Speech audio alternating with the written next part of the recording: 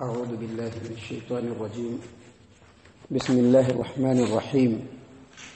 أم حسبت أن أصحاب الكهف والرقيم كانوا من آياتنا عجبا إذ أوى الفتية إلى الكهف فقالوا ربنا آتنا من لدنك رحمة وهيئ لنا من أمرنا رشدا فضربنا على آذانهم في الكهف سنين عددا ثم بعثناهم لنعلم أي الحزبين أحصى لما لبثوا أمدا. محترم سامعین کرام، یہ سورۃ الکہف ہے اور قرآن کریم کے اندر اس کا جو آرڈر نمبر ہے وہ 18 ہے، اور اسی صورت سے ابھی آپ کے سامنے آیت نمبر 9، آیت نمبر 10، آیت نمبر 11 اور آیت نمبر 12 یہ 4 آیات تلاوت کی گئی. معزز سامعین کرام، اس سے پہلے جو سورۃ الکہف کے 2 تفسیریں، سورۃ الکہف کے ابتدائی آیات کی جو تفسیریں آپ کے سامنے پیش کی گئی، ان کی روشنی میں اور ان تمہیدی کلمات کے بعد اللہ تبارک و تعالیٰ اب یہاں سے کفار مکہ کے سوالوں کے جوابات دے رہے ہیں.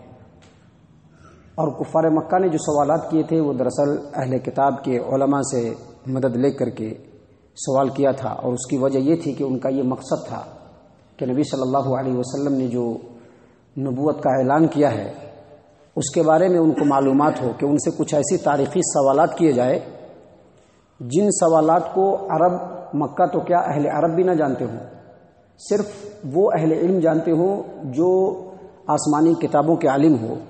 تو اس کے لیے انہوں نے اہل کتاب کے علماء سے رجوع کیا، اور ان کے مشورے کے بعد انہوں نے 3 سوالات کیے، جیسا کہ کل تفصیل آپ کے سامنے پیش کی گئی. لیکن اس کی تھوڑی سی تفصیل یہ بھی ہے کہ بعض روایتوں کے مطابق اہل کتاب نے کہا 3 سوال کرنے کے لیے، اور وہ 3 سوال میں سے پہلا سوال کہ اصحاب کہف کون ہیں، یعنی وہ چند نوجوان جو گم ہو گئے وہ کون ہے، ان کا کیا معاملہ ہے. اور دوسرا سوال کہ روح کیا ہے. اور تیسرا سوال کہ ذوالقرنین ایسا سیاح جو مشرق و مغرب کی جو سیاحت کیا وہ کون سے سیاح ہیں، ان کے کیا حالات ہیں. لیکن ایک اور روایت کے مطابق انہوں نے جو 3 سوالات کیے اس میں سے پہلا سوال کہ اصحاب کہف کون لوگ ہیں، اور دوسرا سوال موسیٰ اور خضر کا واقعہ بتلائیے، اور تیسرا سوال ذوالقرنین کون ہے. اور صحیح یہی بات معلوم ہوتی ہے، کیونکہ روح کے تعلق سے اس سے پہلے جو قرآن کریم کے اندر صورت ہے سورہ بنی اسرائیل، اس میں اس کا واقعہ ہے. اور اللہ تبارک و تعالیٰ نے جو صورت نازل کی اس میں اس کا جو آرڈر ہے وہ 50 نمبر ہے، جبکہ اس صورت کا نمبر جو ہے وہ 69، یعنی 50ویں نمبر پر اللہ تبارک و تعالیٰ نے اس صورت کو نازل فرمایا، اور 69 نمبر پہ اللہ تبارک و تعالیٰ نے اس صورت کو نازل کیا. تو دونوں کے درمیان بہت لمبا وقفہ ہے.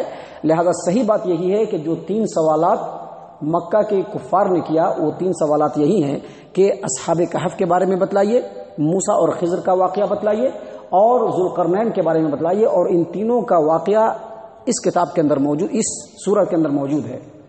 محترم سامعین کرام، اس سورہ کے اندر جو ان تینوں جوابات کو اللہ تبارک و تعالیٰ نے دیا ہے، اس کے علاوہ کچھ اور باتیں بتلائی ہیں جو انسانیت کے لیے اور انسانی نصیحت کے لیے بہت ضروری ہے. اور دوسرا، جس انداز میں اللہ تبارک و تعالیٰ نے ان تینوں قصوں کو بیان کیا ہے اس کا جو اصل منشا ہے وہ یہ کہ کفار مکہ اس سے زیادہ نصیحت حاصل کرے. تو اللہ تبارک و تعالیٰ نے یہاں پر فرمایا ام حسبتا، کیا آپ یہ گمان کرتے ہیں، ان اصحاب الکہف والرقیم کانوا من آیاتنا عجبا، کہ غار والوں کا اور کتبہ والوں کا جو واقعہ ہے، ان کا جو معاملہ ہے، یہ ہماری نشانیوں میں سے بڑی عجیب نشانی ہے. یہ اصحاب الکہف، یہ جو کہف ہے، کہف کہتے ہیں ایسے غار کو جو پہاڑ کے اندر ہو اور جس کا منہ جو ہو بہت کشادہ ہو. اگر اس کا منہ تنگ ہوگا تو وہ غار ہو جائے گا، اگر اس کا منہ کشادہ ہوگا تو کہف ہوگا، اگر اس کا منہ جو ہوگا یا وہ جو کھو ہوگی اگر وہ تنگ ہوگی تو اس کو غار کہیں گے. اور الرقیم جو ہے یہ مرقوم، اس کا مطلب ہے مرقوم یعنی لکھا ہوا. چونکہ اصحاب الکہف جو تھے یہ چند نوجوان تھے، اور یہ اپنی قوم اور بادشاہ سے جو ہے فرار ہو گئے تھے، اور یہ مفرور مجرم تھے بادشاہ کے، اس لیے ان کا نام اور ان کا پتہ حکومت کے رجسٹر میں درج کر لیا گیا تھا، لکھ لیا گیا تھا، اس لیے ان کو اصحاب الرقیم کہا گیا. حالانکہ اس کے اور بھی روایت تفسیری ہیں، لیکن اس سلسلے میں مفسرین نے جو اہم تفسیریں کی ہیں وہ 2 ہے. پہلا یہی کہ چونکہ وہ حکومت کے مجرم تھے، مفرور تھے، جس کی وجہ سے حکومت نے اپنے رجسٹر کے اندر ان کا نام اور ان کے پتے لکھ لیے تھے، اس لیے ان کو اصحاب الرقیم کہا گیا. اور اس کی دوسری تفسیر بعض مفسرین نے یہ کی ہے کہ جب یہ لوگ غار میں جا کر کے پناہ لیے اور کئی سالوں تک اس کے اندر رہے. جب وہاں سے پھر نکلے اور لوگوں کو پتا چلا کہ انہوں نے کئی سالوں تک فلاں غار کے اندر پناہ لے کر کے رکھا تھا اور اللہ تبارک و تعالیٰ نے اپنی قدرت کاملہ سے ان کو زندہ رکھا اور پھر یہ لوگ زندہ ہو کر کے واپس آئے ہیں. جب لوگوں کو معلوم چلا تو یہ لوگ پھر سے غار میں چلے گئے اور غار میں جاتے ہی اللہ تبارک و تعالیٰ نے پھر ان کو موت دے دیا. تو لوگوں نے ان کے تمام کے نام اور ان کے پتے اور ان کے حالات ایک تختی پر لکھ کر کے اس غار کے منہ پر لٹکا دیا. اس لیے ان کو کہتے ہیں لکھا ہوا یعنی مرقوم. اللہ نے فرمایا کہ ام حسبتا، کیا تم یہ گمان کرتے ہو کہ کہف والوں کا واقعہ اور کتبہ والوں کا واقعہ جو ہے یہ ہماری عجیب نشانیوں میں سے بڑی نشانی ہے. مطلب یہ کہ یہ مت سمجھنا کہ یہ بہت بڑی نشانی ہے، بلکہ اس سے بھی بڑی نشانی جو ہے وہ اللہ تبارک و تعالیٰ کی کائنات میں بکھری ہوئی ہے. چونکہ غار والوں کو اللہ تعالیٰ نے نیند دے دیا، یعنی 100 سالوں تک وہ سوئے رہے، سالہ سال تک، اور پھر وہ اٹھ کر کے واپس آئے. تو دراصل یہ ایک دلیل تھی کہ اللہ تبارک و تعالیٰ کسی کو بھی موت دے کر کے کبھی بھی زندہ کر سکتا ہے. تو یہ ایک دلیل کے طور پر تھا، لیکن اللہ یہ بتلانا چاہ رہے ہیں کہ یہ بہت چھوٹی بات ہے.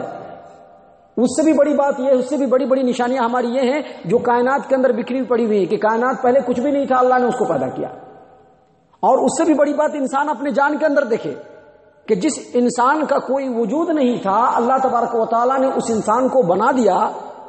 اب اسی انسان کو اللہ تبارک و تعالیٰ اگر دوبارہ پیدا کر دیتا ہے، نیند میں ڈال کر کے پھر دوبارہ اٹھا دیتا ہے، تو یہ اللہ تبارک و تعالیٰ کے لیے نہایت حقیر ترین بات ہے. یہ کوئی بہت بڑی بات نہیں ہے.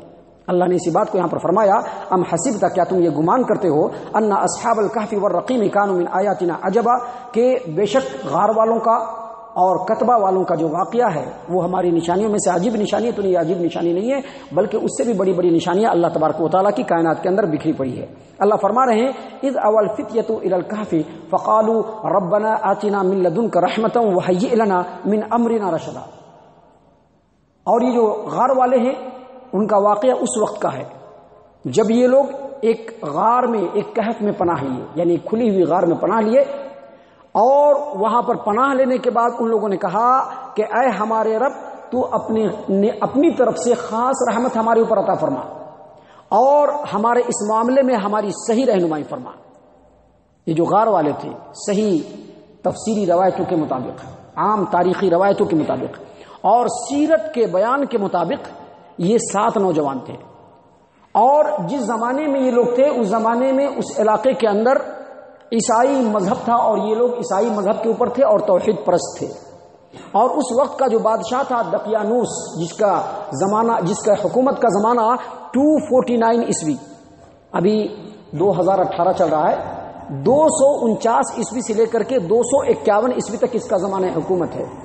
اور یہ اور اس کے وقت کے لوگ انتہائی مشرک تھے، بت پرست تھے، طرح طرح سے شرکی اعمال انجام دیتے تھے اور جو توحید پرست ہوتے تھے ان کے اوپر ظلم و ستم کرتے تھے. تو یہ جو چند نوجوان ہیں جنہوں نے توحید کو سمجھ لیا تھا اور توحید پر چلنا چاہ رہے تھے، ان کو ایسا محسوس ہوا کہ اگر یہ لوگ ہم پر ظلم کیے تو ہم لوگ ایمان سے ہاتھ دھو بیٹھیں گے اور شرک میں مبتلا ہو جائیں گے. لہذا ان نوجوانوں نے مل کر کے فیصلہ کیا کہ ہم لوگ غار میں پناہ لے لیتے ہیں. اور یہ لوگ غار میں جا کر کے پناہ لیے اور پلاننگ کیا کہ ہم لوگ غار میں ہی رہیں گے. ہر روز ایک آدمی بھیس بدل کر کے آئے گا، کھانے پینے کا سامان لے جائے گا اور حالات کو پتہ کرے گا کہ کیسے حالات ہیں. ابھی لوگ مشرکی ہیں، توحید پرستوں پر ظلم ہی ہو رہا ہے یا نہیں ہو رہا ہے. ایسے حالات کو پتہ کرنے کے لیے روزانہ ایک آدمی آئے گا. اور ایسا کہہ کر کے یہ لوگ غار کے اندر داخل ہوئے. اللہ تبارک و تعالیٰ سے دعا کیا کہ اللہ اپنی خاص رحمت سے تو ہمیں نواز دے اور ہمارے اس معاملے میں ہماری صحیح رہنمائی فرما. ان لوگوں نے دعا کیا، غار کے اندر چلے گئے. اللہ آگے مختصراً بیان فرما رہا ہے جس کی تفصیل آگے ہے. اللہ فرما رہے ہیں فَضَرَبْنَا عَلَىٰ آذَانِهِمْ فِي الْكَهْفِ سِنِينَ عَدَدًا. جب یہ لوگ غار میں گئے تو اس پلاننگ کے ساتھ گئے تھے کہ وہاں جائیں گے، رہیں گے. ہر دن ایک آدمی معاشرے کے اندر آئے گا، کھانے پینے کا سامان لے جائے گا اور حالات کو پتہ کرے گا. اگر حالات ہمارے مطابق ہو گئے تو ہم لوگ پھر واپس گاؤں میں چلے جائیں گے. لیکن جب یہ لوگ غار کے اندر گئے اور انہوں نے دعا کیا کہ اللہ اپنی رحمت سے ہمیں نواز اور ہمارے اس معاملے میں ہماری صحیح رہنمائی فرما، اور جا کر کے یہ لوگ لیٹے تو اللہ فرماتے ہیں کہ جس طرح سے ماں بچے کو تھپکی دے کر کے سلاتی ہے کان پر، اسی طرح سے ہم نے بھی ان لوگوں کو تھپکی دے کر کے سلا دیا اور یہ سال تک سوئے رہے. اللہ فرماتے ہیں فَضَرَبْنَا عَلَىٰ آذَانِهِمْ فِي الْكَهْفِ سِنِينَ عَدَدًا. ہم نے ان کو تھپکی دے کر کے کئی سالوں کے لیے سلا دیا، کئی سالوں کے لیے سو گئے وہ لوگ۔ پھر فرما رہے ہیں ثم بعثناہم، اور پھر ہم نے ان کو اٹھایا، یعنی کئی سالوں تک سوئے رہنے کے بعد جب ہم نے ان کو اٹھایا تو ہم اس لیے ان کو اٹھایا تاکہ ہم جان لیں کہ اصل معاملات کا علم ہم ہی کو ہو سکتا ہے، دوسروں کو نہیں۔ اللہ فرما رہے ہیں لنعلم، تاکہ ہم جان لیں ای الحزبین احصی لما لبثوا امدا، کہ ان دو فریقوں میں سے کون صحیح اندازہ لگا پاتا ہے کہ کتنے عرصے تک یہ غار والے سوئے رہے، کتنے عرصے تک۔ لیکن یہ بات کسی کو معلوم نہیں سکا، اس کا سورس ہی کسی کے پاس نہیں اللہ تبارک و تعالیٰ کے علاوہ، اور یہی اس بات کی دلیل ہے کہ غیب کا علم اللہ تبارک و تعالیٰ کے علاوہ کسی کو نہیں ہو سکتا۔ قرآن کریم میں بھی اس کی وضاحت نہیں کی گئی ہے، بس اللہ نے فرمایا کہ اٹکل پچو باتیں ہیں، اصل کتنے سال تک اللہ سوئے صرف اللہ تبارک و تعالیٰ کو ہی معلوم ہے، اللہ کے علاوہ کسی کو معلوم نہیں ہے۔ محترم سامعین کرام، یہ واقعہ اپنی ترتیب کے ساتھ آگے اور بھی آپ کے سامنے بیان کیا جائے گا۔ ان واقعات کی روشنی میں ہمیں یہ سمجھنا چاہیے کہ یقینی طور پر اللہ تبارک و تعالیٰ ہر اعتبار سے قادر مطلق ہے، انسان کی زندگی پر اور پورے کائنات پر اللہ تبارک و تعالیٰ کا اختیار ہے، لہذا ان واقعات کی روشنی میں ہمیں بھی اللہ تبارک و تعالیٰ کی توحید کے اوپر جم جانا چاہیے۔ اللہ تبارک و تعالیٰ ہم تمام کو نیک توفیق عنایت فرمائے، ہم تمام کو صحیح معنوں میں موحد مسلمان بنائے، آمین یا رب العالمین، وما علینا الا البلاغ المبین۔